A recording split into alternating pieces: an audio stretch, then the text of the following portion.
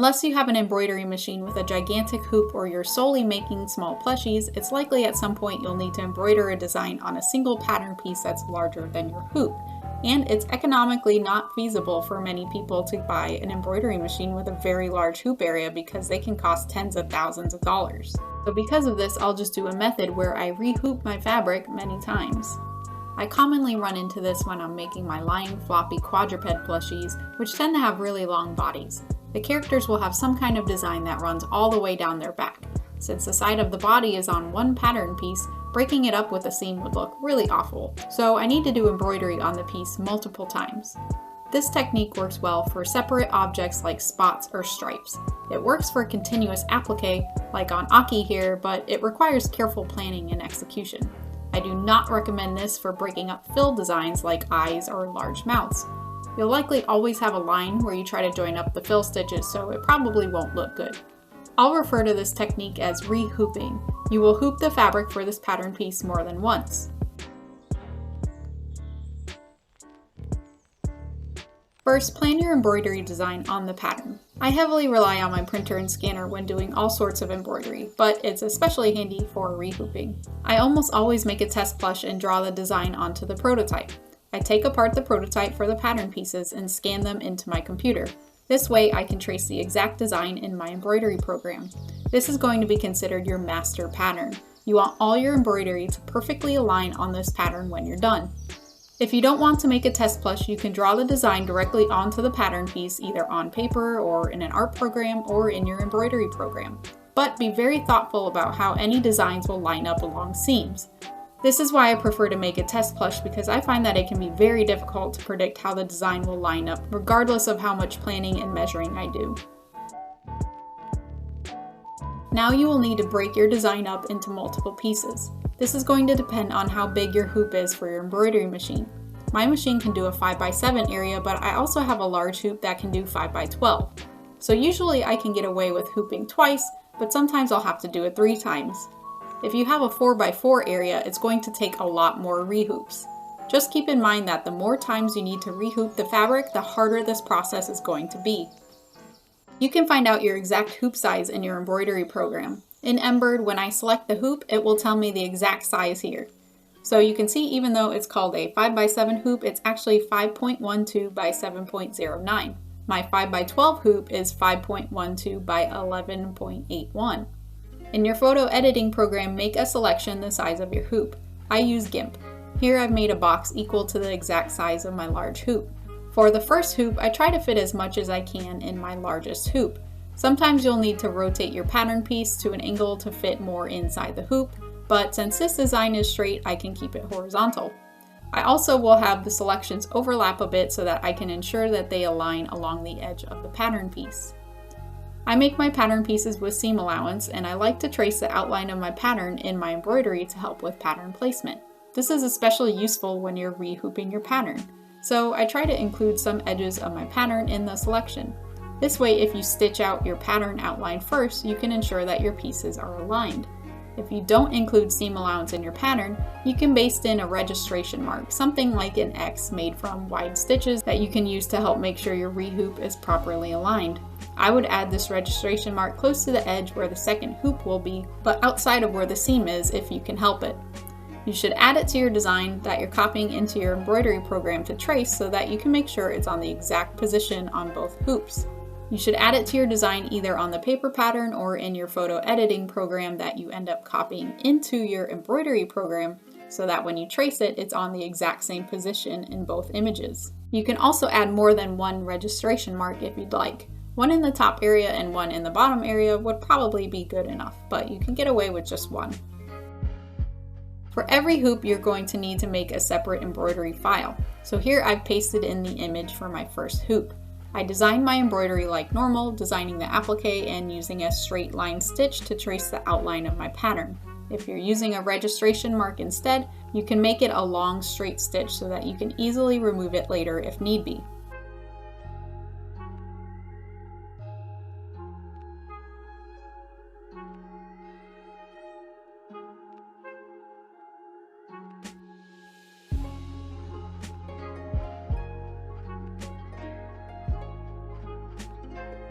Once I'm done with the first file, I save and close the file.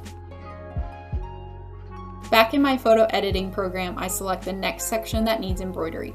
On my example, I don't need to do another large hoop. I can just use a 5x7. So I've selected an area exactly equal to the size of my hoop, 5.12 by 7.09. This selection overlaps the first selection a bit, so that when I run the stitch along the seam allowance, I can ensure that they are aligned if this stitch on the second program falls on top of the stitch from the first. Then I copy this image into a new file in my embroidery program, and again, I design as normal.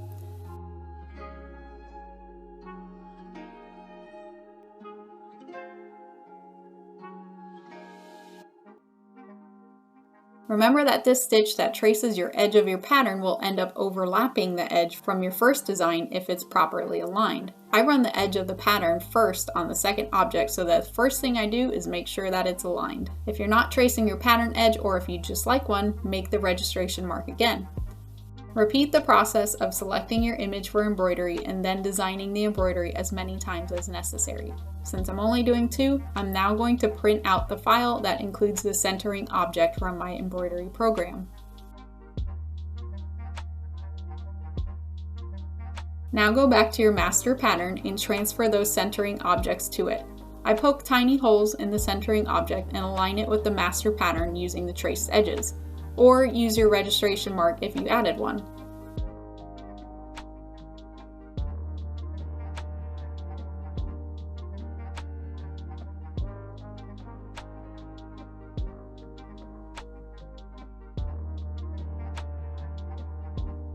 Once again, poke holes on your master pattern through the new centering object so that you can transfer these centers onto your fabric pattern piece.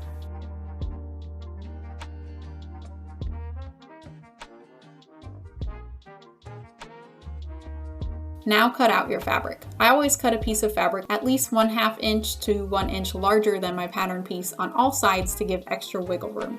You'll waste materials, but the risk of improperly aligning your embroidery onto a pattern piece that's already been cut out is much higher. Only mark the first centering object. You don't want to mark your other centering objects yet, just in case your pattern shifts during the first embroidery process. I use an air-soluble fabric pen for this, but I always wash it off when I'm done because sometimes it won't disappear on its own. Hoop your fabric as normal and execute your embroidery. It's okay if your first one is a little off from the center, but you don't want it to be too far off, otherwise you might run out of that wiggle room that we added by cutting it larger than the pattern piece.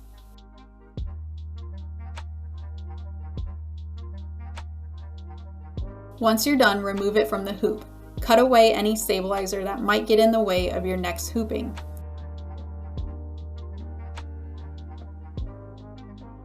Take your master pattern again and align it using the edges of your pattern or your registration marks. Now mark the second centering object. If you have more than 2, do not mark any of the other ones yet, just like how we handled the first and the second one.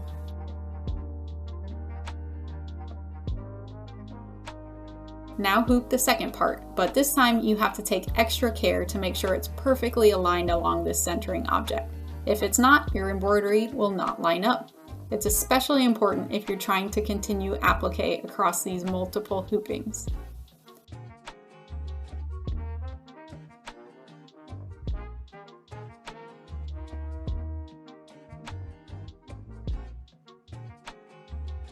Once you're ready, put the hoop in your embroidery machine.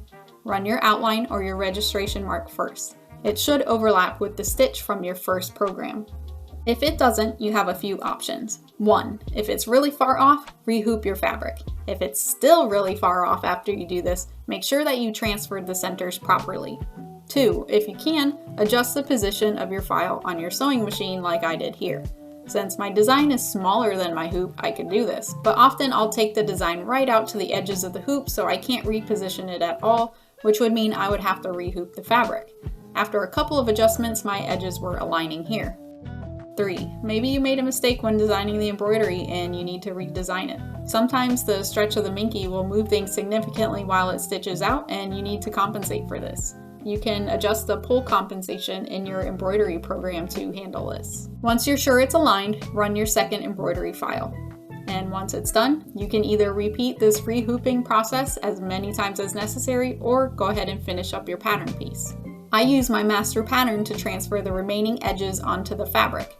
Be careful about aligning everything. All these different colors you see on my pattern piece here are several different attempts of me trying to line it up. All I do is remember which color I used last and then cut out along that color. If your master pattern isn't lining up exactly along the edges, it's possible that things shifted a bit during the embroidery process due to how the minky stretches when it embroiders.